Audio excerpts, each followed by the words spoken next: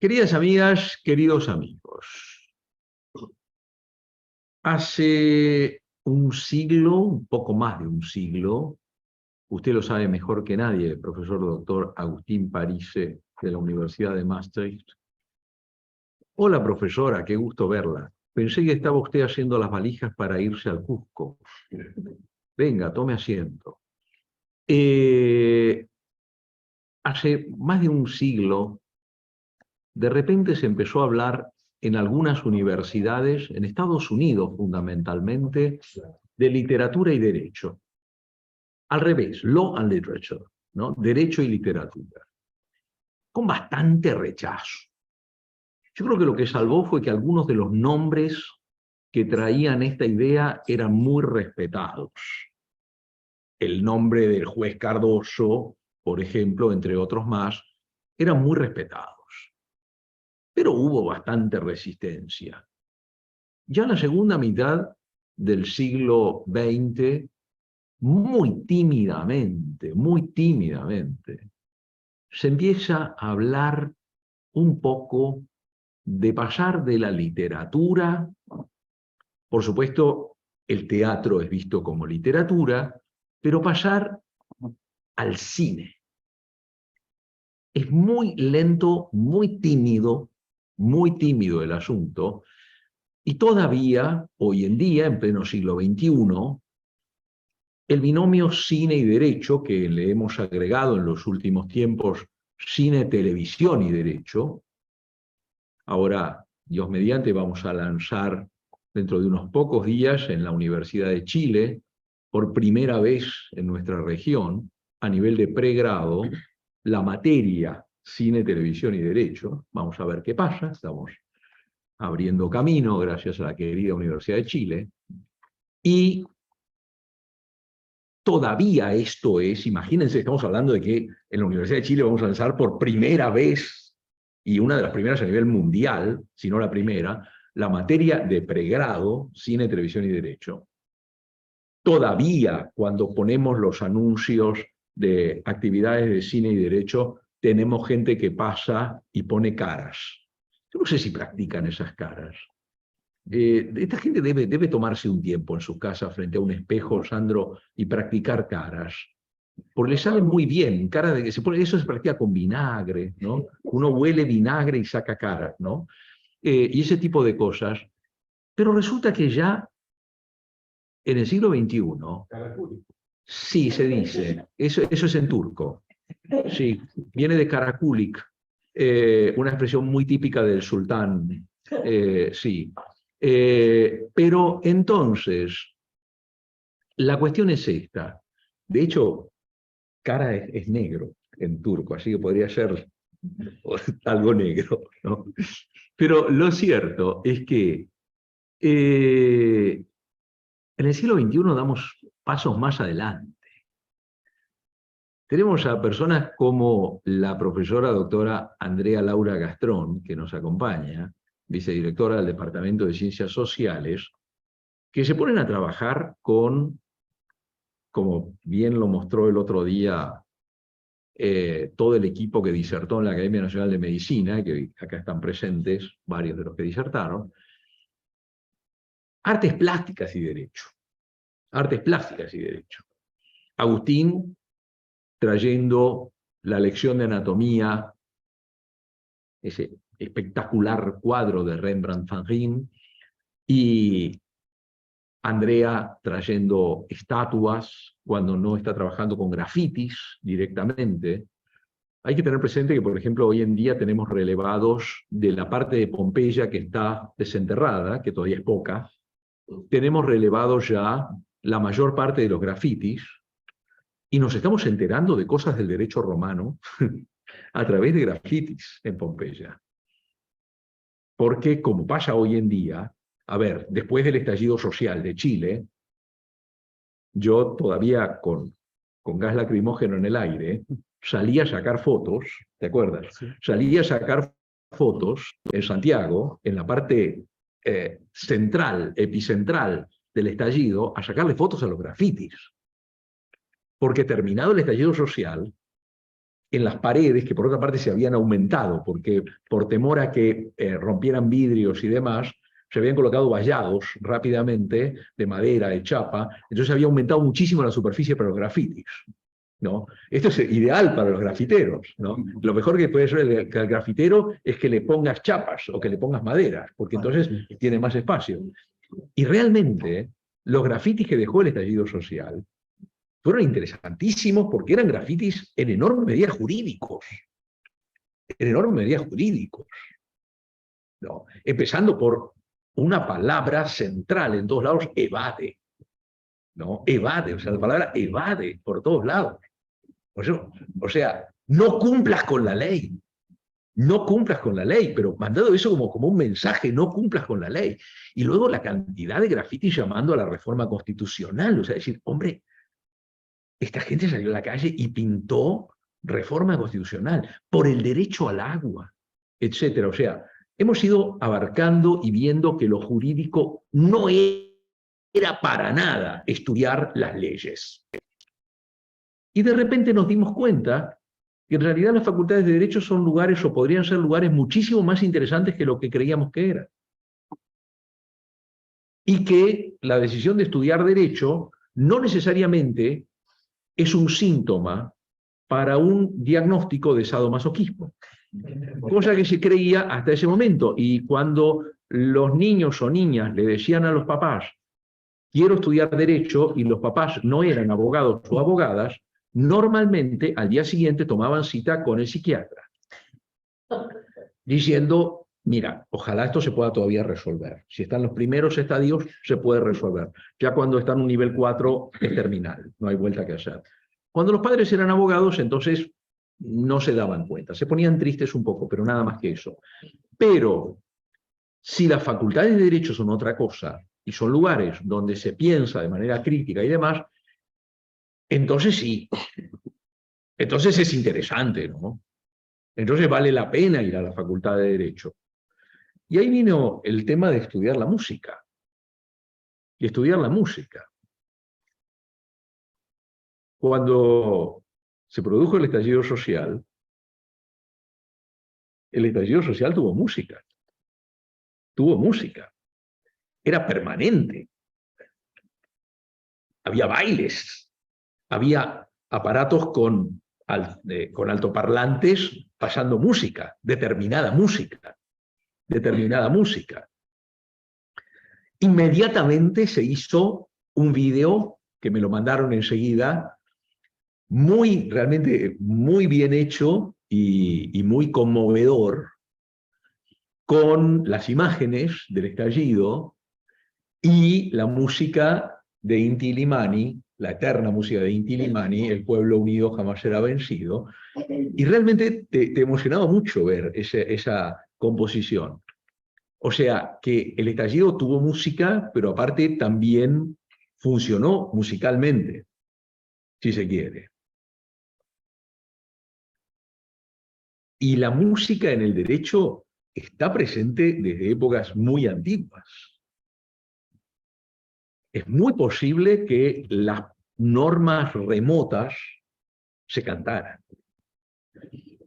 Pensemos que el Deuteronomio, el Levítico, están prácticamente compuestos en una altísima proporción por normas jurídicas, y hasta el día de hoy, las personas de religión judaica, cuando leen en hebreo el texto de estos libros, lo cantan.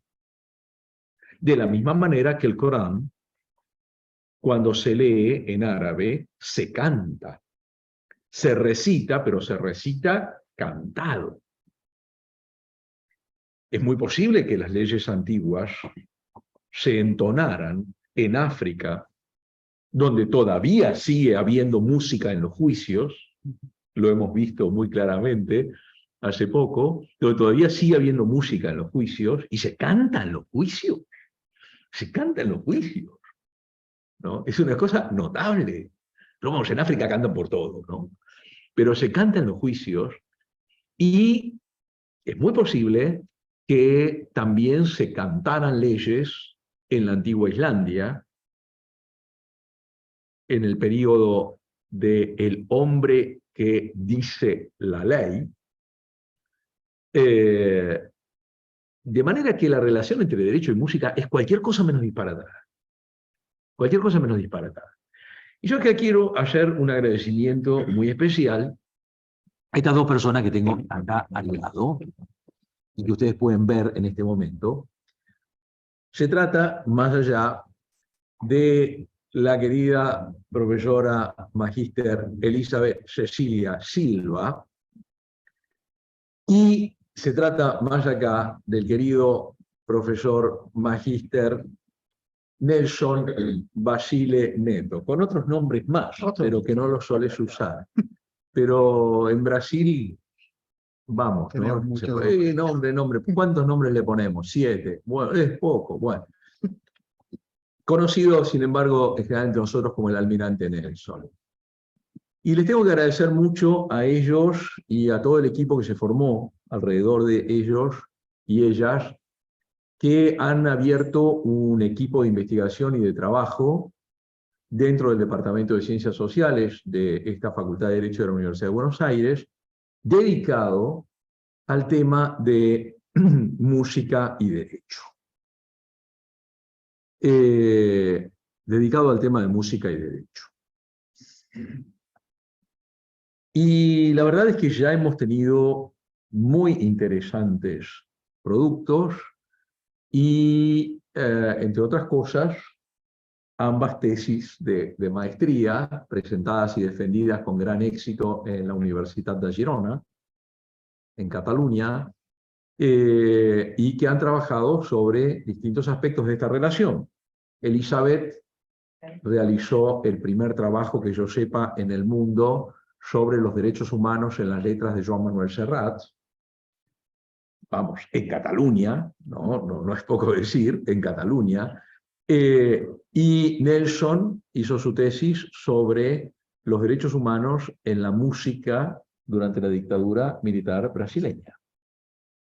Y otras tesis más que se presentaron sobre la temática de música y derecho. De manera que estamos avanzados bastante. Y hace tiempo que queríamos homenajear a Violeta Parra. Hace tiempo que queríamos homenajear a Violeta Parra. Por muchas razones. Pero estas razones irán surgiendo de las exposiciones que hoy trataremos de brindar. Quiero agradecer el apoyo que hemos tenido del Departamento de Posgrado, del Departamento de Ciencias Sociales, el apoyo que hemos tenido del Máster en Cultura Jurídica de la Universidad de Girona y el apoyo con el que se han unido nuestros queridos amigos de ProChile Argentina, que aparte nos están acompañando hoy. Lógicamente un evento sobre una chilena genial. No terminaba de cerrar si no teníamos un apoyo de gente chilena muy querida y muy comprometida con la defensa de la dignidad humana y los derechos de las personas. Pensamos, ¿quién coordinaría este evento? Y pensamos, tiene que reunir varios requisitos. Primero, y fundamental, tiene que ser mujer. Tiene que ser mujer. Esto no cabe la menor duda. Segundo, tiene que ser una persona que esté compenetrada con la visión cultural de lo jurídico. O sea, no una memorizadora de artículos. Entonces, bueno, pensamos, alguien que tenga por lo menos la maestría en cultura jurídica.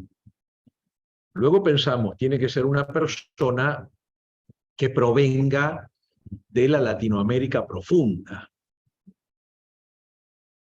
como Violeta Parra. Entonces, pensamos en una persona que, por ejemplo, podía ser de La Guajira, de Colombia. Así se nos ocurrió, dijimos, ¿y qué tal La Guajira? Digo, pero tenemos a alguien de allí, ¿y quién? No sé, hay que ver. Y luego, que fuera una persona muy, muy compenetrada con la cultura latinoamericana. o la cultura latinoamericana.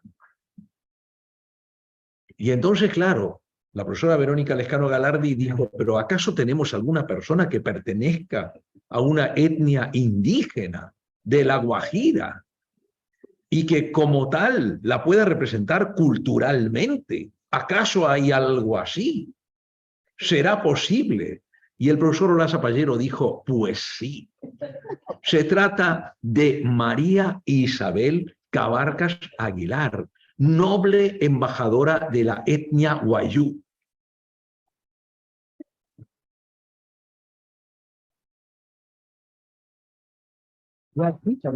Y artista, además, y canta muy bien, canta muy bien, canta muy bien. De manera que ella coordina y a ella le paso definitivamente la palabra. Muchas gracias. Adelante. Bueno, muchísimas gracias, maestro Ricardo, por esa introducción y honrando la vida y obra de Violeta Parra. En sus palabras y en su don, iniciamos diciendo, gracias a la vida que nos dio Violeta. Estimados colegas, reciban todas y todos una cordial bienvenida a este evento organizado por el Departamento de Ciencias Sociales que lidera el maestro Ricardo Rabinovic, el Departamento de Posgrados de esta nuestra casa de estudios, la Universidad de Buenos Aires, el Máster en Cultura Jurídica, Seguridad, Justicia y Derecho de la Universidad de Girona, la Unión Chileno-Argentina por la Integración Jurídica, y por supuesto, como bien lo ha dicho el maestro Ricardo, ProChile Argentina. En este espacio denominado Música y Derecho Homenaje a Violeta Parra, transitaremos a través de las conferencias de destacados investigadores y docentes de la Facultad de Derecho de la Universidad de Buenos Aires, repito nuevamente, nuestra casa de estudios. Tendremos en principio a Wildo Vega Araya de Chile, con la temática Violeta Parra desde el derecho, a Nelson Basile Neto, discusiones acerca del derecho en Violeta Parra de Brasil, Elizabeth Cecilia Silva de Argentina, Violeta Parra, su lucha a través de la música, y por supuesto al maestro Ricardo Rabinovic Berman de Argentina, Parra Sosa, símbolo de la integración latinoamericana en el dolor y la esperanza. Lo tiene todo la Violeta y lo hacía todo magistralmente. La poeta natural, la cuentacuentos, la trovadora, la que interpreta la realidad desde un punto de vista natural y primigenio, afirmó la escritora Isabel Allende sobre Violeta Parra en el documental Violeta Chilensis, sobre la vida de esta cantautora. Le damos entonces la bienvenida a Wildo Vega Araya, abogado, licenciado en Ciencias Jurídicas de la Universidad Santo Tomás de Chile, estudiante regular de los cursos intensivos válidos para el doctorado en Derecho en el área penal. Adelante, Wildo.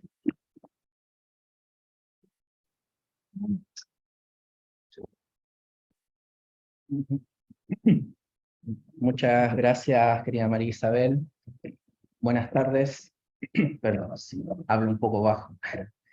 Buenas tardes a todos los presentes que nos acompañan en este Salón Verde, que en realidad hoy día podríamos llamarlo Salón Violeta. No sé qué les parece a ustedes. Por este acto en particular. Y a los que nos acompañan también por Zoom. Cuando el doctor Ricardo me propone hablar de Violeta Parra, dije dos cosas. Esto va a durar 4 horas y ¿por dónde empiezo? Y recordé dos cosas. Una conversación que regularmente tenemos con el doctor Ricardo sobre la forma de enseñar el derecho, sobre cómo el derecho se correlaciona con otras artes, con otras ciencias, y con una conversación que tuve con un querido amigo, también parte de este doctorado, que es Carlos Duarte de Colombia, que hablábamos, ¿cierto?, sobre Violeta Parra, sobre Gabo, sobre la música, y les vengo a plantear lo siguiente. ¿Qué piensan ustedes de llevar a Violeta Parra, a Sosa, a Charly García, a Gabo, a las aulas, pero no con notados colegas que se dedican a estas áreas, sino al pregrado? ¿Por qué? Porque el derecho ya cambió y es algo que debemos tener claro, sobre todo los que somos parte de este grupo de módulos intensivos para el doctorado, que es algo que el doctor Ricardo y nuestros queridos profesores que están ahí nos han enseñado, que es cambiar la forma de entender el derecho. El derecho no es sentarme a leer un libro y decir, Pepito dijo esto, Juanito dijo esto otro, y la norma dice esto. Fin, vayan a sus casas, nos vemos en la prueba. No. El derecho tiene más. El derecho nace de una necesidad de la población. Y el arte es la manifestación del sentir y de la necesidad del artista. Violeta Parra escribió, o su sueño era escribir, un ballet folclórico que se llamaba El Gavilán. Lo comenzó a escribir en 1950, lo terminó más o menos en 1964. No lo logró haber in situ, actuado, pero me trae a colación lo que dijo en la radio universitaria de Concepción en 1960 cuando le preguntan sobre el Gavilán. ¿Y cuál era la temática del Gavilán? El poder. El poder del Gavilán, la mentira del Gavilán sobre una ingenua gallina. Y ustedes me dirán que tienen que ver dos aves. No, es que el Gavilán representaba al hombre. El Gavilán representaba al hombre. Al hombre que hacía que esta gallina se acercara con mentiras, con artilugios, y no la dañaba el Gavilán. El Gavilán se disfrazaba de clavel y se metía entre medio de las espinas. La gallina sola se metía en las espinas. La hacía subir el cerro. Los elementos castigaban a la gallina. Ok, ahí tenemos una visión. La mujer que se somete a este Gavilán. El amor, dice Violeta. Pero no el amor romántico de vivieron felices por siempre, él cambió. No el amor triste de Romeo y Julieta murieron, no. El amor que te destroza. Esas son las palabras que usa Violeta. El amor que daña. Pero también Violeta habla de que el Gavilán es el capitalismo poderoso, sin decirnos quién es la gallina. La gallina es el pueblo que cree en las mentiras del Gavilán. ¿Y por qué? Porque Violeta era una activista, era una militante poderosa. Entonces aquí tenemos dos mecánicas muy claras. Una, de la violencia indirecta que ahora se discute en las aulas de derecho, ¿cierto? Del hombre sobre la mujer, o una violencia intrafamiliar psicológica también. Pero también podemos ver un tema bastante duro de una materia que nosotros diríamos, ¿qué tiene que ver? El derecho económico habla del capitalismo, de cómo el capitalismo afecta desde su perspectiva al pueblo. ¿Y por qué eso no lo podemos enseñar en pregrado? ¿Por qué no podemos llevarlo al aula para que nuestros futuros colegas, a los que estamos formando, terminen esta obra de entender y desentramar dónde se termina de juntar el derecho y el arte? Violeta, cuando crea esta obra, dice, yo quiero que lo hagan los bailarines jóvenes, porque tienen el ímpetu, tienen las ganas de sentir, tienen las ganas de conocer, tienen las ganas de aprender. Y nosotros tenemos que aspirar a eso. La mayoría de acá somos docentes. Y son estas futuras generaciones que tienen que aprender esto. A eso principalmente los invito. Ahora también, me recuerda a dos obras inéditas que Carlos debe estar conectado, así que me va a querer matar después, pero él escribió sobre Charly García, desde John Milton a Charly García, y otra sobre Gabo, no voy a entrar en los títulos porque más adelante la irá a publicar, que trae esta temática de la importancia del derecho en otras áreas y cómo se mezclan con la música, con la literatura, y me alegra saber que mi país, que somos la escuela clasicista de la enseñanza del derecho, y lo digo con todas sus letras de el catedrático clásico, permita que en el pregrado esté cine y derecho. ¿Por qué? Porque es necesario. El derecho está en todos lados, en nuestras mismas relaciones cotidianas, en lo que vemos. ¿Cuál es la importancia de Parra? Que si yo me pongo hoy a analizar cada una de las obras de Violeta Parra, las visuales, los poemas o las canciones, no termino jamás de desentrañar todo lo jurídico que tiene. Por eso preferí hacer algo más macro y tomar el Gavilán como ejemplo. Si no, no termino jamás. En nuestras aulas tiene que estar la querida Violeta Parra, sin duda, nuestra querida Gabriela Mistral, nuestro Pablo Neruda, la música, Digimani. Voy a hablar de Chile, pero también tener a Sosa, también tener a Gabo, ¿por qué no a Charly García? Entre su locura, diría alguno. Porque eso nos permite entender la verdadera riqueza cultural que tiene Latinoamérica y que no somos capaces de entender y de comprender, qué es lo que realmente nos une. Hoy estamos en la Universidad de Buenos Aires honrando a Violeta Parra. Y mi sueño personal es que el día de mañana estemos en otra universidad celebrando a otro gran artista. Y entendiendo. Así que los invito a que hoy día lleguen a sus casas, lo conversen con la almohada y lo planteen en sus casas de estudio. Llevemos esto adelante.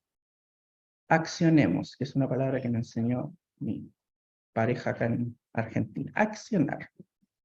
Plantearlo. Por último, lo ganaremos por cansancio. Así que nada, en honor al tiempo, los invito a esto, a que Violeta Parra siga viviendo, pero no solo en el ámbito cultural, sino que también en el ámbito del derecho. Y que no solo sea Violeta Parra, sino que todos los artistas que se merecen un espacio. Que el valor es ese.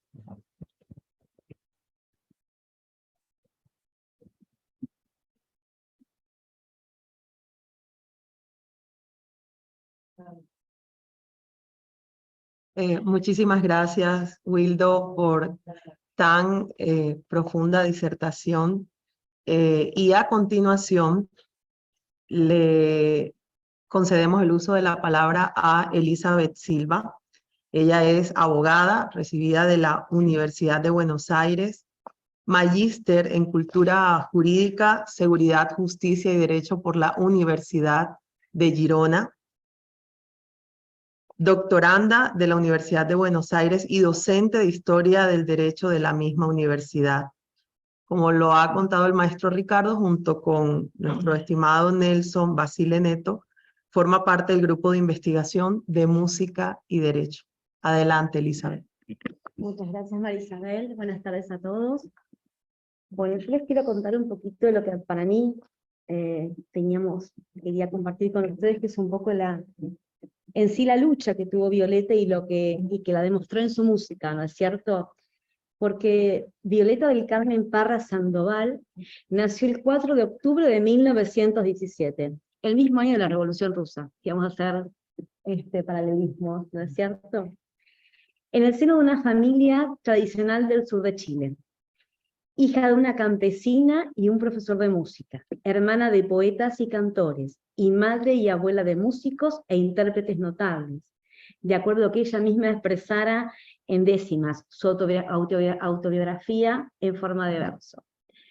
Artista multifacética, fue compositora, cantora, poeta, artista plástica, recopiladora e investigadora del folclore, y madre, pero sobre todas las cosas escribió canciones emblemáticas que se convirtieron en himnos universales, Gracias a la vida, Volver a los 17, Maldigo del alto cielo y La carta, por solo nombrar algunas.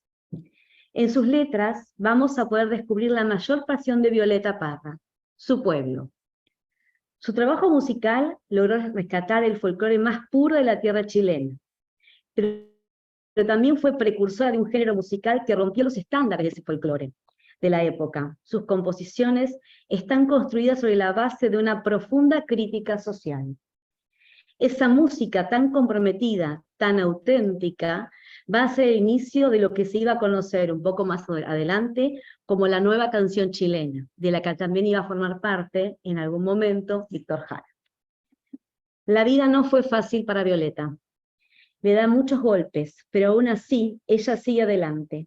No deja nunca de lado sus convicciones, ni sus aspiraciones de conseguir tener una carrera artística, algo que no es bien visto por los cánones imperantes en una sociedad machista, en la cual la artista no podía ni quería cumplir con las expectativas que se tenían para con una mujer de la época. Reconocida como una auténtica voz del pueblo, producto de su dominio del folclore chileno y de tradiciones familiares, estas características se ven reforzadas por las letras de sus canciones, que denuncian y evidencian las injusticias cometidas contra el pueblo, pero en las que también se defienden la cultura, los derechos, las identidades y los modos de vida de las clases populares chilenas, incluyendo a los pueblos originarios. Esto se puede observar en temas como Yo canto la diferencia, en la cual dice: ahí pasa el señor vicario, con su palabra bendita, ¿podría su santidad oírme una palabrita? Los niños andan con hambre, le dan una medallita o bien una banderita. En la carta sigue denunciando la falta de derechos. Yo que me encuentro tan lejos, esperando una noticia, me viene a decir la carta que en mi patria no hay justicia, los hambrientos piden pan, plomo les da la milicia. Y en Arauco, tiene una pena, relata las penurias y los pesares de los pueblos originarios. Entonces corre la sangre, no sabe el indio qué hacer, le van a quitar su tierra, la tiene que defender. Arauco está desolado y el ajuerino de pie, levántate, Manquilef. Pero, además de su maravillosa obra, Violeta nos dejó un aporte invaluable como recopiladora de la tradición oral de muchas cantoras folclóricas. En un contexto en el que las fuentes de estudio no recogían la participación de las mujeres, sus historias, sus causas y sus reclamos, rescató la historia de un cancionero popular sumamente rico, que pudo haber pasado al olvido o quedar en la historia como producto únicamente de la creación masculina, lo que habría sido muy común en esa época. En los tiempos en que Violeta comenzó con su carrera, las mujeres eran excluidas de muchas actividades, y ese fue uno de los primeros obstáculos que tuvo que vencer para poder ser una referente de la música chilena. La viola, como le decían sus amigos, peleó cada uno de los espacios en los que mostró su trabajo. Pero el amor y el dolor también están presentes en la obra de esta artista chilena. En 1955 viaja a Europa y reside en París durante 2 años. Es allí en donde graba sus primeros discos, y es durante su estancia en la Ciudad Luz es que se entera de la muerte de su hija menor, Rosa Clara. Y Violeta dice: cuando yo salí de aquí, dejé mi guagua en la cuna, creí que la mamita Luna me la iba a cuidar a mí. Las vivencias personales de Violeta fueron intensas y estuvieron marcadas por la toma de riesgos, exigencia y la convicción artística, social y política. Esta fue la única forma que esta mujer artista rompió las condiciones de mujer campesina latinoamericana y obtuvo el reconocimiento. En 1955 es galardonada con el premio Caupolicán, otorgado por la Asociación de Cronistas de Espectáculos, premio muy importante y muy valorado por la crítica del momento. Y, como si fuera poco, en 1958, contra viento y marea, funda el Museo Nacional de Arte Folclórico. En 1960 vuelve a Europa, específicamente a París, y sus ansias de un poco más hacen que en 1964, entre los meses de abril y mayo, exponga en el Museo del Louvre su labor de artillería. Violeta le dio voz y le puso música a los campesinos, las mujeres y los pueblos originarios chilenos, y fue justamente ese espacio, el de la música, el que utilizó para defender al pueblo y manifestar y hacer visible el descontento social, escribiendo canciones que parecen no tener edad. A Violeta Parra no la podemos encasillar como una artista destacada en un espacio determinado. Su creatividad la llevó a desarrollarse en los más variados campos. Pero lo más importante, además de su lucha, es que fue un ejemplo de determinación y superación, de no dejarse vencer por el orden ni por los estándares impuestos, y esa determinación hace que sea una mujer inolvidable. Gracias a la vida y a Chile por Violeta Parra. Muchas gracias.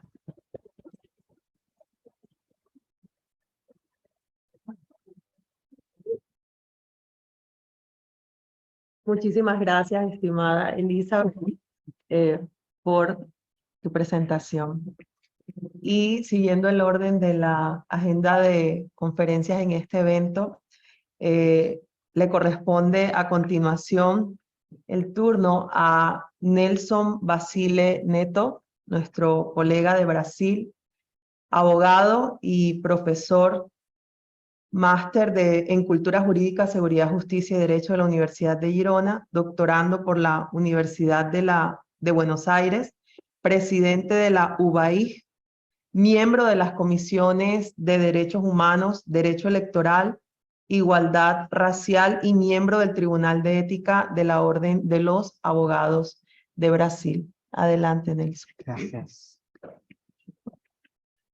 Buenas noches a todos uma vez mais. Com alegria que volvemos acá a la UBA para encontrar esses amigos, esses mestres e todos que estão aqui nessa noite para tratar de Violeta Parra.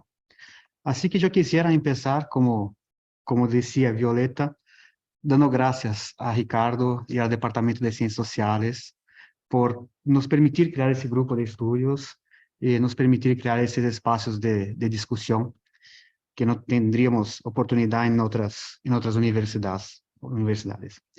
Para nós que tratamos de música e direito, está sendo um ano bastante triste. Estamos perdendo grandes artistas. Hoje mesmo perdimos Sinéad O'Connor por la tarde.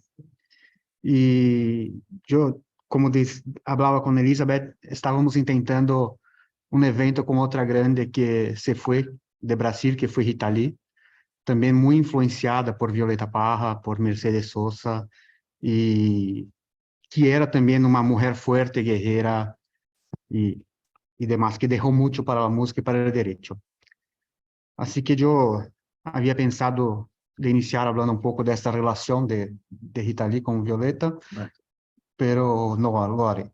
No lo haré, dejaré para otra oportunidad. Que te mato ahora mismo. No te preocupes. Bueno. Así yo quería tratar del legado de Violeta y de su importancia para la sociedad. Recordar la fuerza de Violeta, la fuerza que tuve en la defensa de los derechos humanos. Lembrar que estamos en este mismo momento al otro lado del mundo, teniendo el campeonato de fútbol femenino, la Copa del Mundo de FIFA, donde las mujeres no tienen 10% de la visibilidad, del estatus y de todo que tienen los hombres en los campeonatos de fútbol. De ahí la importancia de recordarnos siempre de Violeta Parra, de Mercedes Sosa, que defendían esas desigualdades. No me parece justo, no me parece tener cualquier razón para esta diferencia. Yo recuerdo la importancia de Violeta Parra y el legado que nos deja en la violencia política en el mundo que viven las mujeres. Hoy, más del 50% del mundo son mujeres y menos de 10% del mundo de las mujeres están en cargos de poder, en cargos de gobierno. Y cuando se encuentran en estos cargos, todavía sufren violencia. Podemos recordar de la diputada en São Paulo que sufrió acoso hace poco, o de un diputado brasileño que se fue a Ucrania y dije que las mujeres de Ucrania son lindas y fáciles porque son pobres, y que así era el mejor lugar para estar. O todavía recordar de Marielle. Perdóname, que es lo mismo que decir públicamente soy un pelotudo. Claro, O claro, sea, claro. es exactamente lo mismo. La El misma frase. subtítulo que aparece abajo es soy un pelotudo, anótenlo. Perfectamente, Sí, ¿no? perfectamente. O de la concejala de Rio de Janeiro, Marielle, que fue asesinada, y hace pocos días el ejecutor del crimen dije que la mató porque no estaba de acuerdo con sus posiciones. Entonces, esa es la importancia de esas mujeres fuertes que defienden la vida, que defienden los derechos humanos, y además la importancia de serem artistas es que el pueblo, como ya dijimos, no tiene condiciones de estar acá, no conoce los libros, no conoce la ley, no tiene la oportunidad de estudiar, pero conocen sus derechos a través de la música, conocen sus derechos a través de los cines, de las artes, y como también dice Violeta Parra en su tiempo. Ahora, entrando en la vida de Violeta, creo que ya se queda un poco claro por qué es tan importante. Yo conocí Violeta no como cantora, ni como artista, como artista plástica, sino como compositora. Yo, oyendo discos de mi papá, yo conocí a Mercedes Sosa cantando Gracias a la Vida. Y me llamó la atención aquella señora, y después escuché Gracias a la Vida cantada por Elis Regina, por Juan Baez, por Teresa Salgueiro, por Vítor Jara, Milton Nascimento. Escuché versiones de Gracias a la Vida en otras lenguas, en portugués, en inglés, y me puse a preguntar quién era esa señora que escribió esos versos. Y cuando conocí la historia de Violeta Parra, me puse a preguntar cómo alguien que escribe Gracias a la Vida puede quitar su propia vida pocos meses después. Y cuando se aprofunda en su estudio, se percibe que fue en verdad una carta de despedida, un último adiós. Incluso se entiende su hija de esa manera.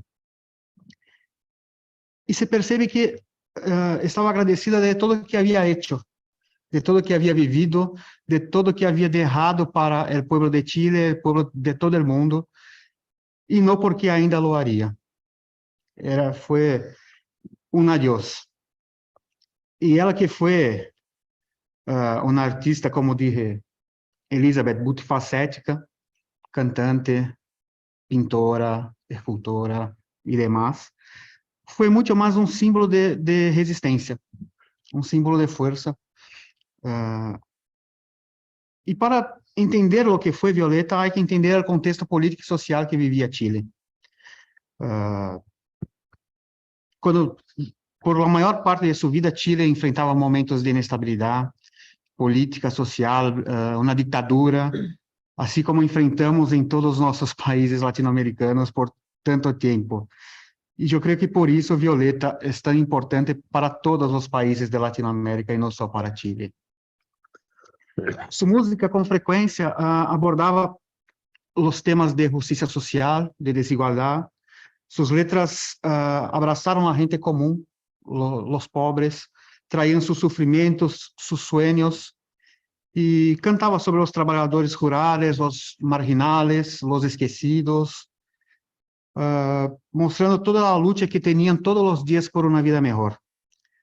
Ella actuaba como un espejo, trayendo la realidad y los sueños del pueblo de Chile, que por veces eran ignorados y siguen siendo ignorados por los sistemas legales, por los sistemas gubernamentales de sus países. Así que utilizaba su arte como un instrumento de denuncia y de concientización de todo el pueblo chileno y de todo el pueblo de Latinoamérica. Además, fue una de las pioneras en la preservación y la valorización de la cultura del pueblo chileno, de la cultura popular chilena. Ela, quando investigava e colecionava as canções populares, ajudou a preservar todo um patrimônio cultural rico, toda uma história de Chile, que por vezes não tivemos o cuidado e o carinho de preservar em nossos países. Eu creio que se tivéssemos uma Violeta Parra em cada país, teríamos mais história para contar. Además, en ese sentido, también tuve desafios en el campo del derecho del autor, porque cantaba las canciones populares, por veces se entendían como si fueran sus canciones, y eran canciones de pueblo. Eso también es un punto muy importante de conexión entre el derecho y la música de Violeta. Por cierto que una etapa muy importante de su carrera fue el enfrentamiento a la censura, que vivimos todos también en nuestros países. Violeta, en el momento de la dictadura, fue una fuerza muy grande de defensa de los derechos humanos, de concientización de las personas, y por cierto que fue censurada, porque sus canciones eran consideradas subversivas, porque criticaba todo el sistema, y eso demuestra temor, eso trae temor al poder cuando hay alguien que le critica. Pero ela seguiu sendo a voz del pueblo en su tiempo. Bien, Violeta nos deja un legado, como percebimos, no solo en la música, sino en todo el ámbito legal. Su compromiso con los temas sociales, políticos, su bravura para enfrentar la injusticia, su defensa de los derechos humanos, siguen hasta el día de hoy inspirando artistas, inspirando activistas, como fue también, y inspirando, yo creo que todos nosotros a seguir buscando una sociedad más justa, una sociedad más humana, y demostrando cómo el arte puede trascender los límites de la ley y ser una poderosa herramienta en la búsqueda de una sociedad más inclusiva y más justa. Yo creo que podemos decir que la relación de Violeta Parra con el derecho es muy significativa. Su música y su poesía y su arte se tornó una puente entre el mundo artístico y el activismo, dejando para nosotros un valioso legado que nos inspira a buscar esa justicia, esa humanidad y los derechos humanos, que yo creo que todos que aquí estamos es lo que más defendemos. No quiero alargar, dejo estas breves palabras aquí a modo de provocación para que todos nosotros podemos entender, como fue dicho por nuestro colega, la importancia de las artes trabajando junto con el derecho y llevando conocimiento a los más necesitados y al mismo tiempo defendiendo la sociedad, así como hizo Violeta, y que nos dejó esse legado para que pensamos e podemos discutir qual é o futuro de nossa sociedade e qual é a sociedade que desejamos. Assim, muitas graças e me quedo à disposição.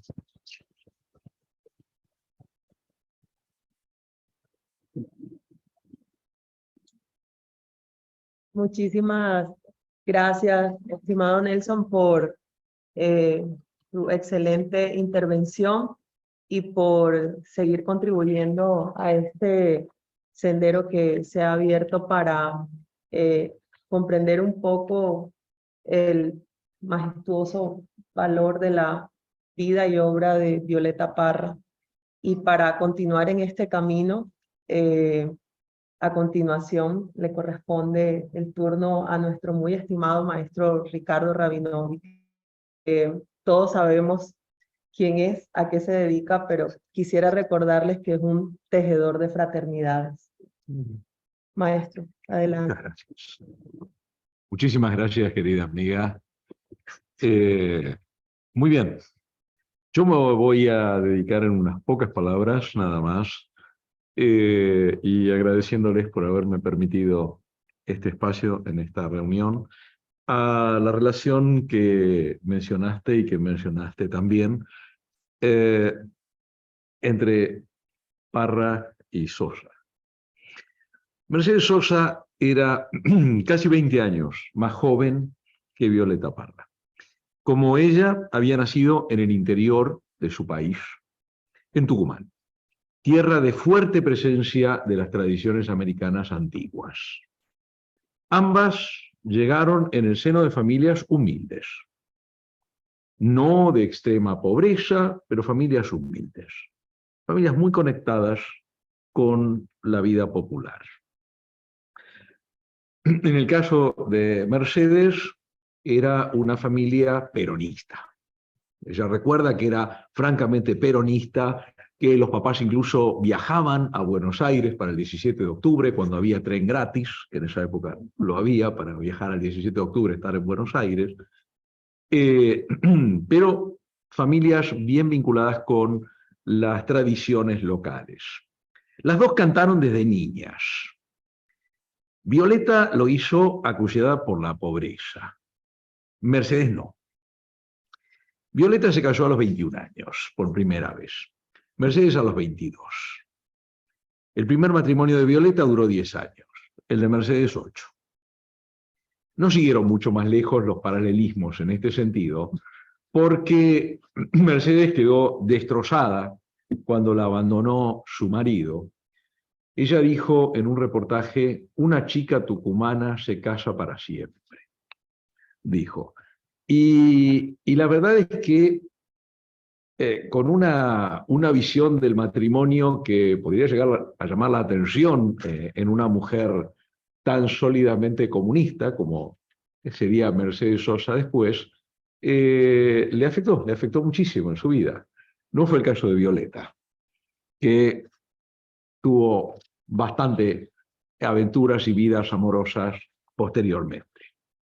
Ambas brillaron en la mítica París. Es interesante eso, porque no era París el centro del escenario de las mujeres latinoamericanas artistas, por cierto. Y ambas brillaron en París. En ambas París tiene una mística especial. En el caso de Violeta y en el caso de Mercedes. Llevando a la ciudad luz la música latinoamericana y en sus letras las tradiciones, las tristezas y las esperanzas de nuestros pueblos. Violeta vivió y trabajó intensamente en Argentina durante 1961 y 1962. Radicó en una ciudad que en Chile es muy problemático decir el nombre. La ciudad de General Pico. Que me perdonen, por favor. Sí. No, bueno, para una persona de Chile, para una señora de Chile, irse a vivir a General Pico, es como problemático, ¿no? Cuando los amigos en Chile le preguntan: oye, ¿tú dónde vives? Dice: bueno, en lo de un general, de un pueblo dedicado a un general. No, pero ¿qué general? No, déjalo. Luego lo hablamos. No. Pero lo cierto es que vivió intensamente en Argentina y por ese entonces Mercedes Sosa, no tenemos idea, pero lo más posible es que Violeta ni se haya enterado que existía. Porque Mercedes en 1962 era muy poco conocida. Así que realmente es algo que se hubieran cruzado de casualidad y no tengo registro de que Mercedes haya andado por General Pico ni de que se hayan encontrado en ningún otro lado. No se conocieron. Que se sepa, nunca jamás se encontraron las dos. Pero hay muchísimos vínculos entre personas que nunca se encontraron y que, sin embargo, luego se ve que sus vidas estuvieron extremadamente vinculadas. La fama de Mercedes iba a estallar 3 años más tarde en un episodio de esos que te lo ponen en una miniserie de televisión y decís: pero ¿qué le pasó al que escribió el guión de esta serie que se le ocurrió semejante disparate? el famoso músico Cafrune, en un momento y sin ningún tipo de aviso ni nada, la llama, porque la conocía, y la llama a subir al escenario del Festival de Cosquín, el festival más importante de música folclórica de Argentina. Y dice, yo ahora quiero llamar a una cantante brillante, y la llama. Y lo que cuentan algunos del famosísimo Julio Marvis, el gran presentador del Festival de Cosquín, yo no sé si será verdad, pero corre frío.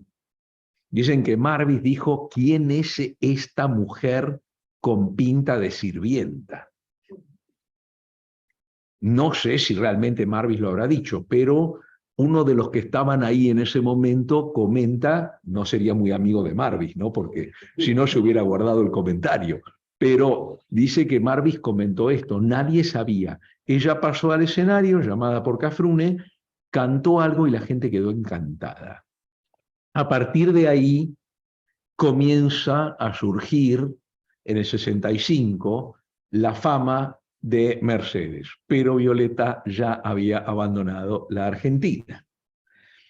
Y durante la década de los 60, sobre el final, Mercedes va a colocarse con fundamentalmente dos temas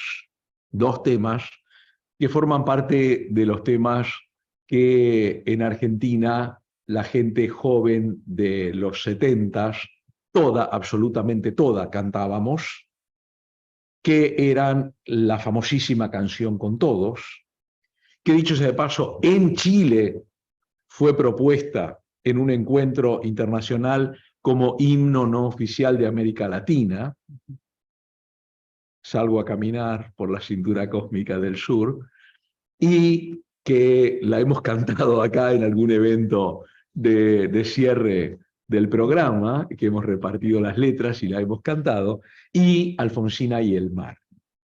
Canción que le gusta mucho a la profesora Gastrón, porque como ella vive en Mar del Plata y la canción se refiere al suicidio de Alfonsina Storni, que realmente debía tener muchas ganas de morirse, porque suicidarse en la playa de La Perla de Mar del Plata hay que tener muchas ganas para suicidarse ahí, ¿no? Porque hay que entrar caminando un rato largo hasta que uno realmente...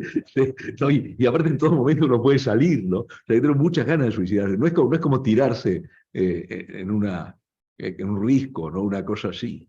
En esos años, mientras Violeta se quitaba la vida en Santiago, como bien lo mencionaron ustedes, en el tercer intento, también tenía ganas de matarse, ¿eh? Porque el tercer intento, 2 intentos fracasados, al final en el tercero se pegó un tiro, directamente. Mercedes pasaba a cantar cada vez más a poetas, fundamentalmente a Tejada Gómez y a Atahualpa Yupanqui. Mercedes cantó en Chile por primera vez en 1969.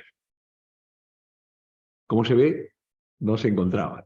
Mercedes canta por primera vez en 1969 del otro lado de la cordillera, y lo hace sacando un simple que va dedicado a Violeta Parra. Violeta Parra ya se había suicidado unos años antes, y el otro lado del disco a Víctor Jara. De Violeta, la canción que elige es Gracias a la vida, que curiosamente en algunos sitios de internet aparece como canción de Mercedes Sosa, lo cual es una atrocidad, pero en algunos sitios de internet aparece como canción de Mercedes Sosa, porque la gente la vincula muchísimo. En realidad, como bien lo decía el querido Nelson, esta canción paradójicamente lo entendemos como una especie de magistral despedida del mundo de la gran artista chilena. Este pequeño disco, este simple, al que la gente joven no tiene la menor idea de lo que es un simple, ¿no? Y si uno dice la palabra long play, no es un insulto, claro. No es un insulto, era un disco grandote. Estaban los singles o simples y los long play, ¿correcto? Bueno, hubo una época en la que escuchábamos música con unos discos redondos de color negro o de otros colores a veces. Bien, este disco fue un éxito tan exitoso que yo mismo me lo compré. Y eso que era bastante chico todavía, pero fui y me lo compré. Y que yo sepa fue mi primer disco de Mercedes Sosa. De manera que Mercedes, exultante con el triunfo de Salvador Allende, porque ella, igual que Violeta, era comunista. Y el triunfo de Salvador Allende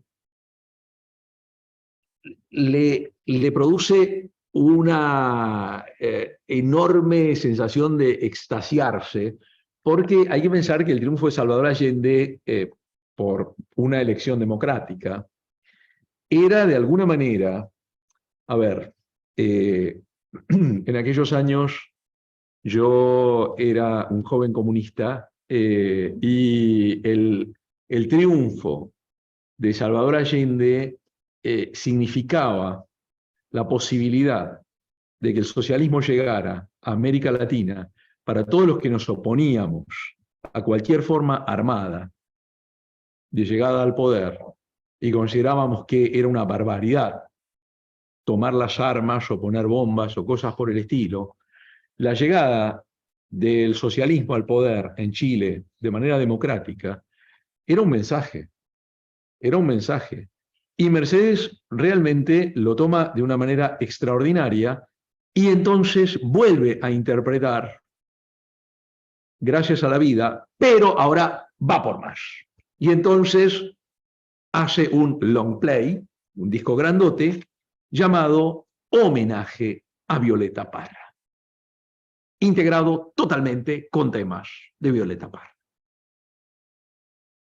Este disco se iba a convertir, yo diría que en la pieza más emblemática de la producción de Mercedes Sosa.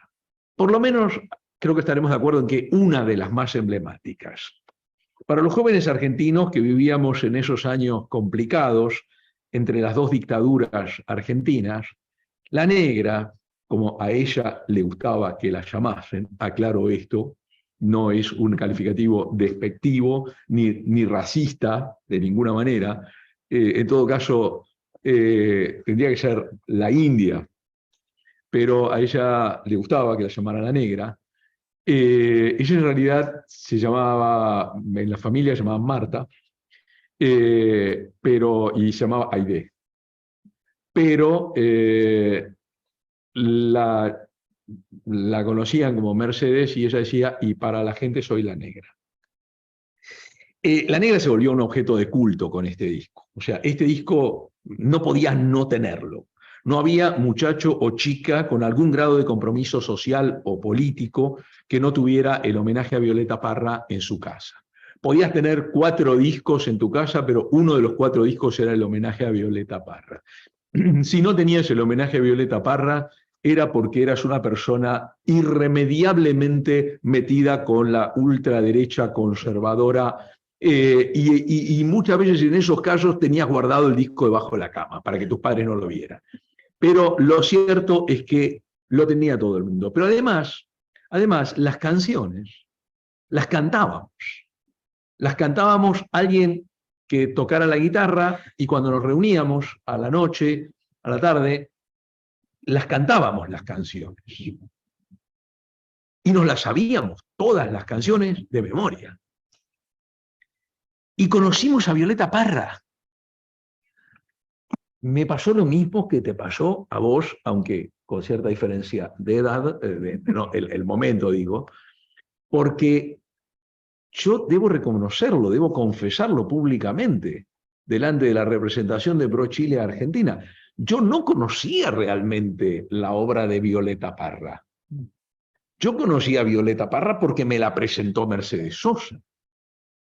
Porque me la presentó Mercedes Sosa. Pero yo de repente me encontré que me sabía las poesías de Violeta Parra de memoria. Y yo no sabía, no había leído nunca un libro de Violeta Parra. No tenía en mi biblioteca ningún libro de Violeta Parra. Ni me sabía las canciones de memoria. Es un poco lo que hemos hablado con Elizabeth algunas veces de Joan Manuel Serrat. Mucha gente se entera Dicen, pero ¿quién es Machado? Dice, no, Machado es, claro, no, caminante no hay camino. No, ese es Serrat. Dice, no, ¿sabés qué? Es Serrat cantando a Machado. No me jodas. Sí. Y la gente se entera que se sabía una poesía de Machado de memoria y no sabían quién era Machado. Entonces, y Hernández, tal cual, Hernández y demás. O sea, muchas veces a través de la música se conoce a los poetas. Se conoce a los poetas. A partir de este disco, y para siempre, las dos mujeres geniales quedarían asociadas a nuestras mentes, a las mentes de todas las chicas y muchachos de aquella época, como una suerte de binomio inseparable. En 2009, a mí se me hace que fuera ayer, en el que recibíamos a los primeros grupos de este programa, a los 74 años se moriría Mercedes. Curiosamente, ¿qué día se muere Mercedes? Un 4 de octubre. Se muere el 4 de octubre, el mismo día en que 92 años antes había nacido Violeta. O sea, hasta se cuidaron en eso. Una nació y la otra murió el mismo día. ¿No es interesantísimo eso? Es decir, no, hoy no me muero mañana porque es el cumpleaños de Violeta. Ese mismo domingo 4 de octubre del 2009, se estaba celebrando del otro lado de la cordillera, de los Andes, el Día de la Música Chilena, porque el Día de la Música Chilena es el día del nacimiento de Violeta Parra. La historia, en efecto, juega con las coincidencias. Le encanta eso. Isabel Parra, la destacada hija de Violeta, dijo al día siguiente que era, cita, natural que Mercedes cantara a Violeta, porque Violeta hubiera hecho lo mismo con Mercedes. Se hubieran querido y se hubieran entendido y se hubieran, dice Isabel, digamos, regocijado una a otra de lo que significa meterse en el arte popular y en el canto comprometido, en el canto revolucionario. Termina la cita. Desde la óptica del derecho, ambas mujeres cantaron por encima de las fronteras de sus patrias a la necesidad de cambiar en la situación de los pueblos sudamericanos, a la necesidad impostergable de que la situación jurídica, social, económica de los pueblos de Sudamérica cambiase. Las dos colocaron en el mundo afrontando censuras y desprecios, armadas con su sonrisa, permanente en ambas, con su voz dulce y con los instrumentos locales. Ambas permanecen en muchas fotografías retratadas con un instrumento, con una guitarra, con una caja, con un instrumento. Con su voz y con sus instrumentos, las luchas, las desazones y los sueños de las gentes olvidadas u oprimidas por las leyes de los poderosos. Violeta y Mercedes imaginaron, cada una desde su flanco de la enhiesta cordillera, un futuro donde la gente sencilla, las mujeres y los hombres de la tierra, los campesinos, los guasos, los rotos, los eternos postergados del continente, pudieran vivir con dignidad y sentirse protagonistas de su existencia. Violeta y Mercedes cantaron a un mañana que aún está esperando. Por eso siguen cantando. Y por eso sus voces entrelazadas resuenan desde el cielo en que impera Inti en los amaneceres rosados de nuestra querida Sudamérica. Gracias.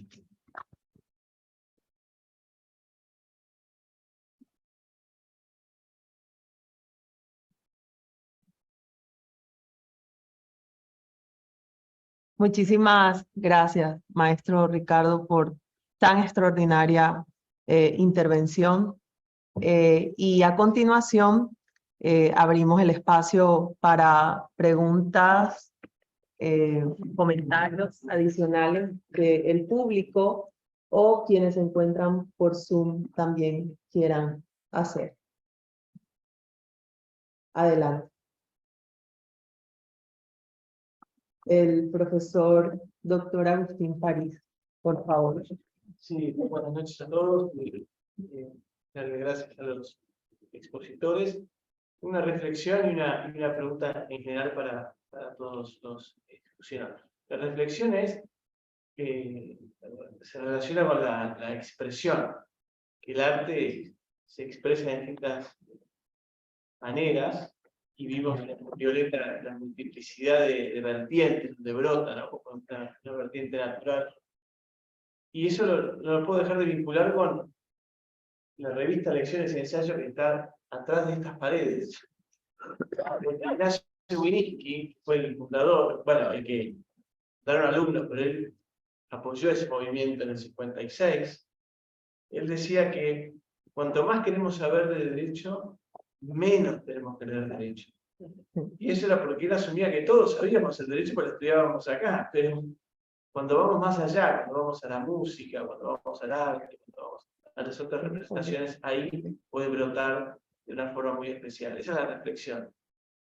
Y la pregunta es, y está dirigida a todos, es ¿en qué medida creen ustedes que Violeta, pero puede ser Mercedes, Charlie o el que sea, es consciente de ese rol que juega en la cultura y cómo puede ser un instrumento de cambio?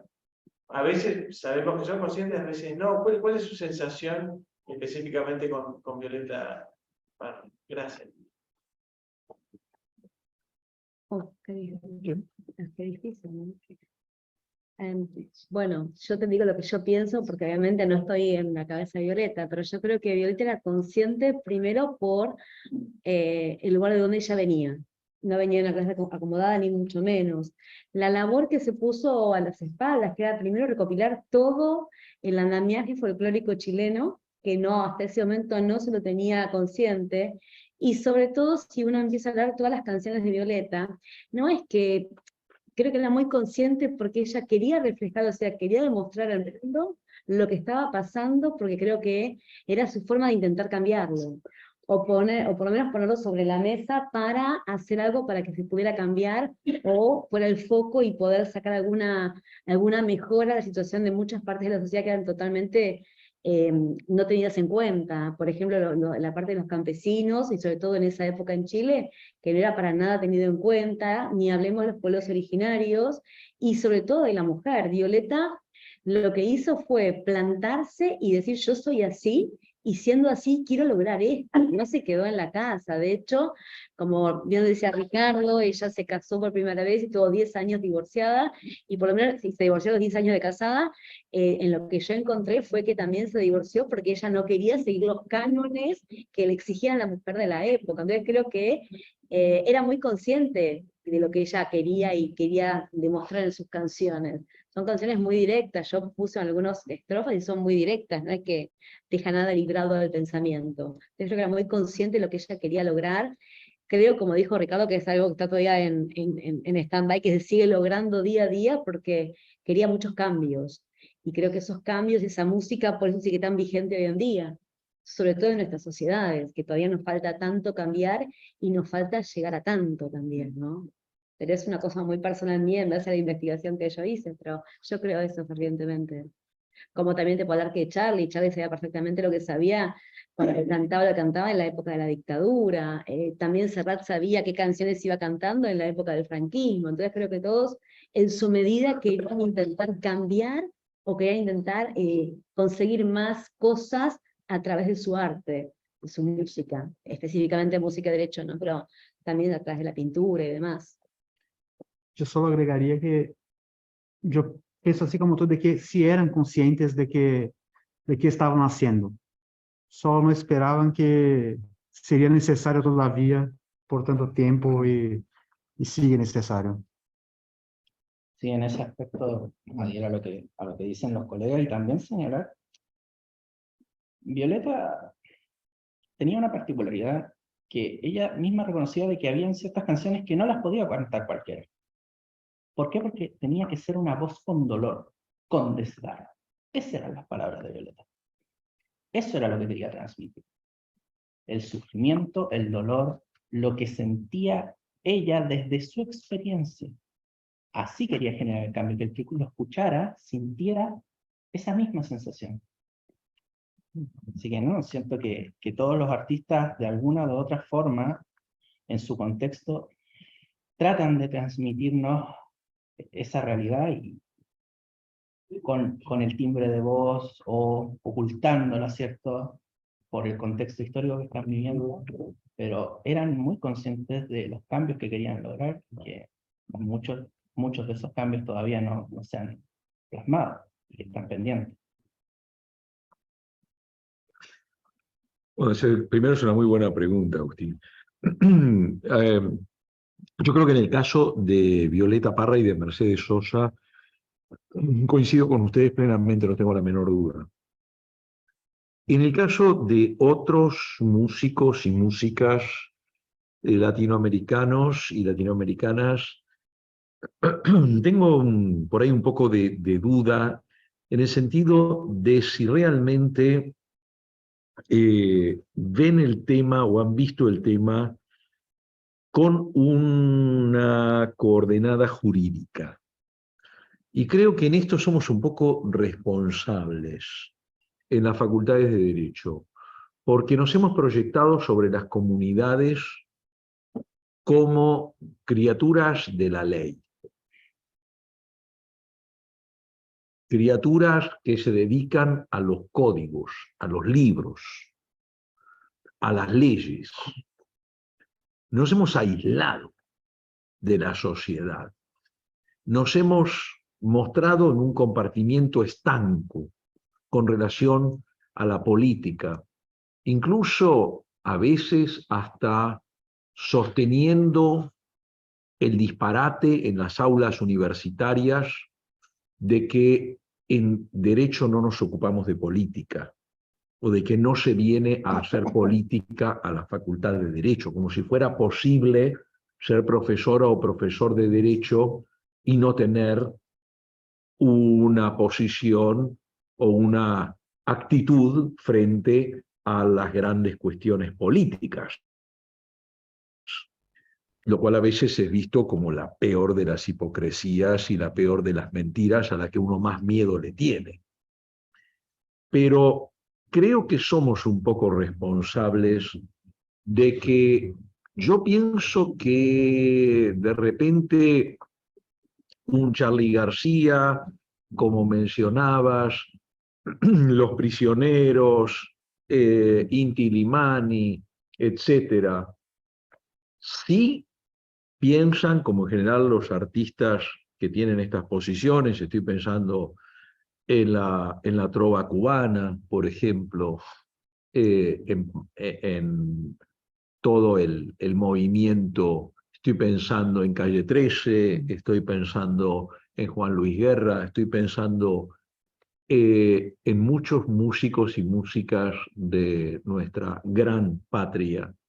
Estoy pensando en todo el movimiento al que hiciste tanta referencia, al movimiento en Brasil durante la época de la dictadura y después, estoy pensando en Chico Buarque, estoy pensando en todo el movimiento aquel, y pienso que sí responderían a la pregunta de Agustín en el sentido de creer que están contribuyendo a un cambio político o social. Pero creo que se asombrarían muchísimo si les preguntáramos si creen que están contribuyendo a un cambio. Acaba de entrar tu señora. A un cambio, lo viene a controlar, a un cambio jurídico. O sea, pero la culpa la tenemos nosotros. Si nosotros y nosotras empezamos a cambiar nuestra propia imagen que tenemos, luego vamos a reflejar una imagen distinta sobre la comunidad. Y el día que las facultades de Derecho dejen de ser fábricas de cuervos y pasen a ser vistas como centros de pensamiento de un mundo nuevo, desde diferentes posiciones políticas, filosóficas y demás, puede ser que estos músicos y artistas en general realmente te respondan, sí, quiero un cambio jurídico. Quiero un cambio jurídico. Ha habido músicos que claramente apuntaron a lo jurídico.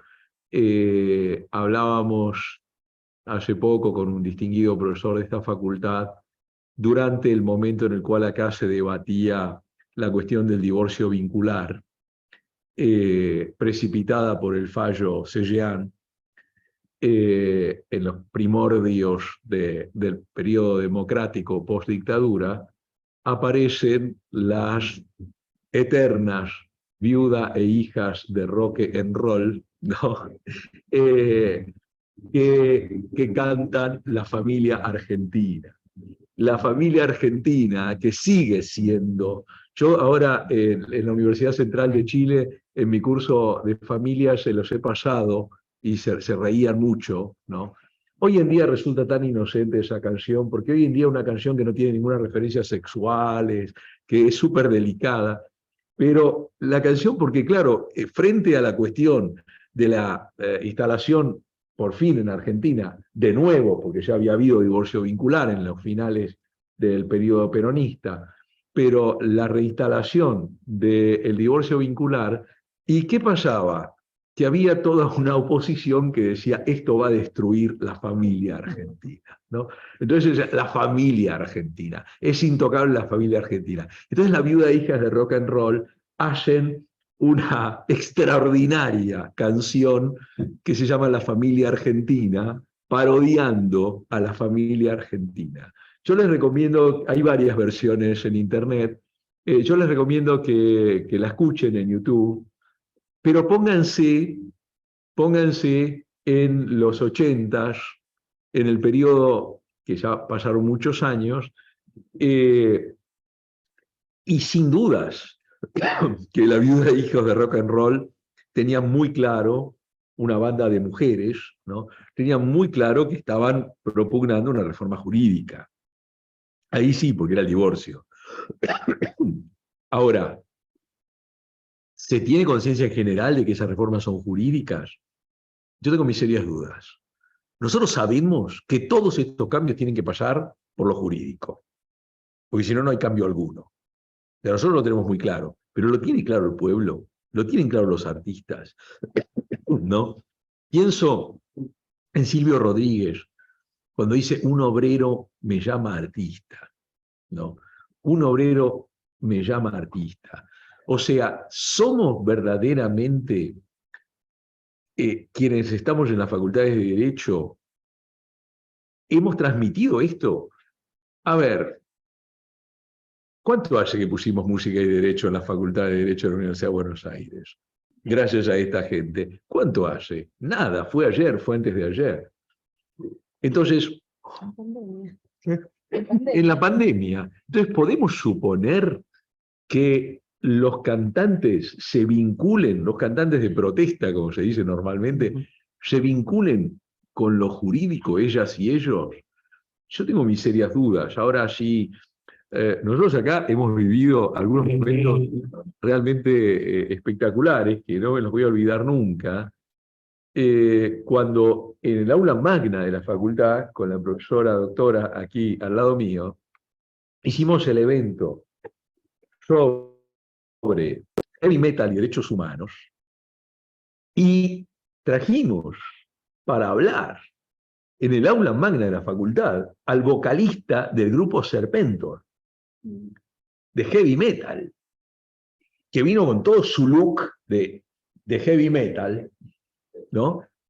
Y que me dice, pero yo tengo que hablar acá, estaba todo llena de gente, el aula magna, son mucha gente, son cientos de personas, ¿no? Y dice, tengo que hablar acá.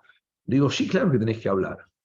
¿De derechos humanos? Le digo, sí, por supuesto que tenés que hablar de derechos humanos. Si ustedes hacen prédica de derechos humanos en sus canciones, Ah, y este caballero, qué lástima, en esa época no grabábamos, ¿te das cuenta? Pues no teníamos estas cosas, no grabábamos. Este caballero, ¿te acordás vos?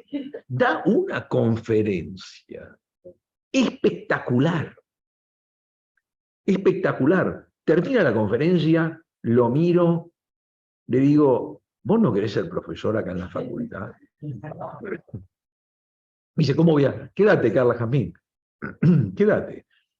Me dice, ¿pero cómo voy a ser profesor acá en la facultad? Le digo, es que sos mucho mejor profesor que muchos de los profesores y profesoras que tenemos acá. Digo, ojalá te quedaras. Pero su primera sorpresa fue que los convocáramos para hablar de derechos humanos. Sí, somos un grupo de heavy metal.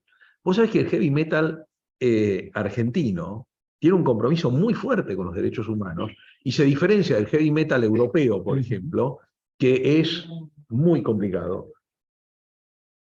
Muchísimas gracias, profesora. Qué amable. Y viene con... Ajá, muy bien. Aclaro que es lícito lo que trae el vaso. Aclaro por las dudas. Ah, acá tenemos la fotografía. Qué lástima que no nos vamos a proyectar ni nada. Acá tenemos la fotografía contigo y con el vocalista de Serpentor, ¿no? Qué linda. Después se las mando la foto, porque la verdad está muy buena. Después la mandamos la foto. Porque realmente yo creo que con tu pregunta lo que me sale muy en evidencia es cuánto tenemos por hacer. ¿Cuánto tenemos por hacer en las facultades de Derecho? ¿Cuántas cosas estamos haciendo que no tienen ningún sentido y ninguna necesidad? ¿Y cuántas cosas que son importantísimas no las estamos haciendo? No las estamos haciendo. Sí, como no. Por favor, yo les iba a decir que hablaran, pero voy a pedir, por favor, que te acerques. Sí, sí, sí, y que si quieres te sientes en la mesa con nosotros. Pero acércate, por favor, para que aparte se te escuche muy bien. Y te pido que te presentes, pero acércate si te quieres sentar aquí en la primera fila. No, solamente saludarlos, darles las gracias a todos los que están acá y los presentes por traer a Violeta a la universidad, a la Facultad de Derecho de la UBA en particular. Violeta es chilena, pero también es universal, ¿no? Es decir, como Mercedes Sosa son universales, ya dejaron el concepto de nacionalidades detrás. Así que estamos muy contentos que nos hayan convocado a este evento. Como yo soy Constanza Alegría, soy la agregada comercial de la Embajada de Chile, la directora de ProChile Argentina, así que un gusto estar aquí con ustedes. No, pero sí. Pero me dije que molesta. De eso que tomó, no más de eso que tomó. No necesito. Por favor. Bueno, solamente quería hacer un par de comentarios, aparte de los agradecimientos, que son muchos y muy importantes respecto a, no sé si son comentarios o como apuntes un poco de lo que los panelistas aquí expusieron, ¿no? Que me llamó la atención. Lo primero tiene que ver con, creo que fue Ricardo, que dijo que venía de una familia humilde, Violeta, ¿ya? Pero no pobre, no de la extrema pobreza, pero humilde. Efectivamente, Violeta era de clase obrera, derechamente de clase obrera. Su padre era profesor, era maestro rural, y su madre costurera. Y me llama la atención porque haciendo el cruce, esa familia de clase obrera dio a lo menos 3 hijos brillantes para lo que es la cultura en Chile. A lo menos 3. Estoy pensando en Violeta Parra, estoy pensando en Lalo Parra, el tío Roberto, 4. Y Nicanor Parra, el poeta, el antipoeta, y que además, ojo, que además era físico de profesión. Yo la primera vez que lo vi, él era profesor de la Universidad de Chile, en la Escuela de Ingeniería, la escuela más donde la ingeniería se enseña de verdad, ¿ya? Y él era profesor ahí, era físico, además de ser antipoeta, como lo conocemos todos. ¿Cómo una familia de clase obrera llega a dar este nivel de cultura a un país?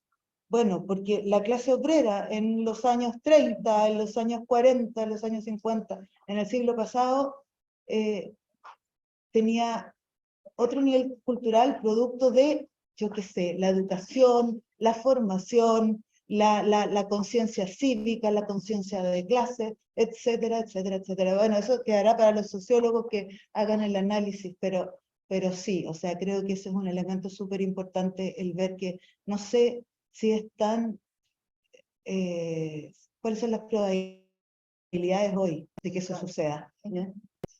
Y lo segundo, permítanme por favor la ñoñería, pero es que yo soy muy ñoña a veces, y el tema de Violeta en su rol de recopiladora, que para mí es como, creo que es más importante incluso que su rol de creadora, ¿no? Su rol de recopiladora. Ella fue como hormiguita recorriendo los pueblos, recorriendo las villas, recorriendo la cordillera para lograr apuntar las notas de las canciones tradicionales, de las canciones también de los pueblos originarios y eso. Y eso lo legó al mundo también. Bueno, y aquí viene la ñoñería. Y creo que ahí está la relación con el derecho también. ¿Qué pasa con la propiedad intelectual de eso? ¿Qué pasa con la propiedad intelectual de lo que es el patrimonio cultural de un país? ¿Qué pasa con la propiedad intelectual de lo que es la herencia cultural de un país? Claro, que sucede a cada rato cuando hablamos de las transnacionales, hablamos de las farmacéuticas, qué sé yo, que se apropian de los saberes ancestrales, pero aquí estamos hablando también de una creadora que recopiló también. Entonces, ¿qué pasa con la propiedad intelectual de su obra? Antes de que se extinga, por supuesto, pero mientras todavía está vigente. Yo creo que ahí hay una vuelta importante para darle vuelta desde el punto de vista del derecho. Yo, por supuesto, no soy abogada, ni pretendo hacerlo, pero sí soy muy ñoña y me interesan esos temas también. Así que, nada, esos dos apuntes que me parecen interesantes, como hacer el comentario adicional. Y nada, o sea, yo creo que yo conocí a Violeta Parra, la canté de muy pequeña, con mis amigos fuimos censurados precisamente por cantarla en alguna oportunidad.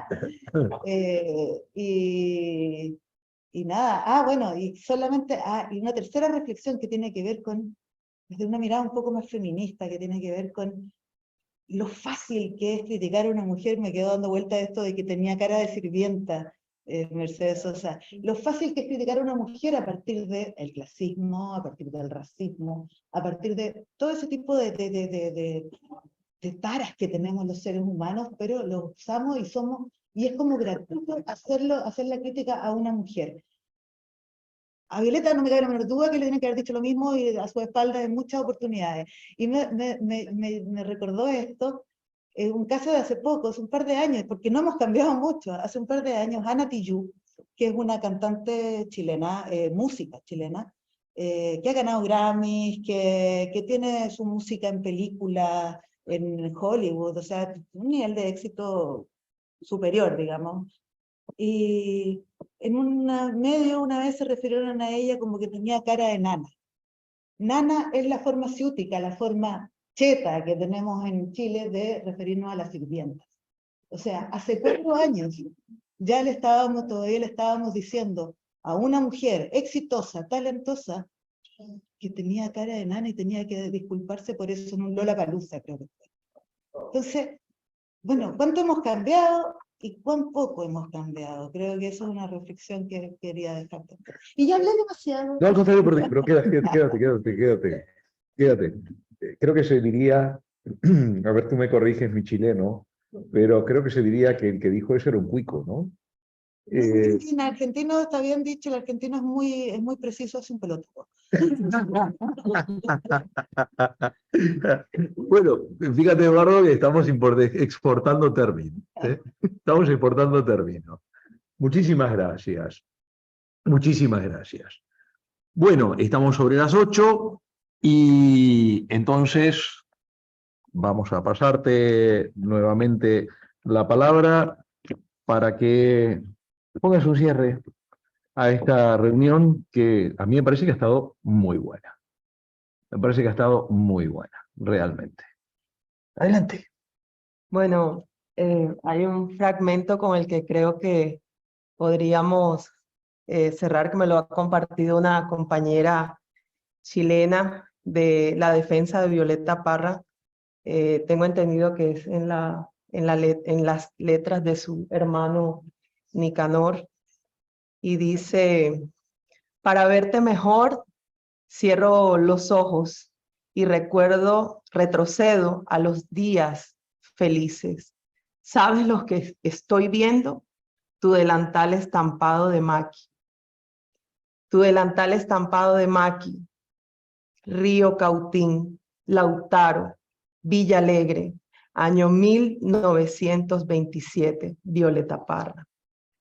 Y creo que el mensaje final está en ese flyer con el que todos fuimos convocados a este maravilloso espacio, maestro Ricardo. Me gustan los estudiantes porque son la levadura del pan que saldrá del horno con toda su sabrosura. Ojalá todos nos consideremos por siempre aprendices de la vida, al igual que lo fue nuestra querida Violeta Parra. Gracias a todos por estar aquí y gracias a quienes nos acompañaron también. Gracias a usted, maestro, por convocarnos alrededor de la memoria, de la vida y la obra de nuestra querida Violeta Parra.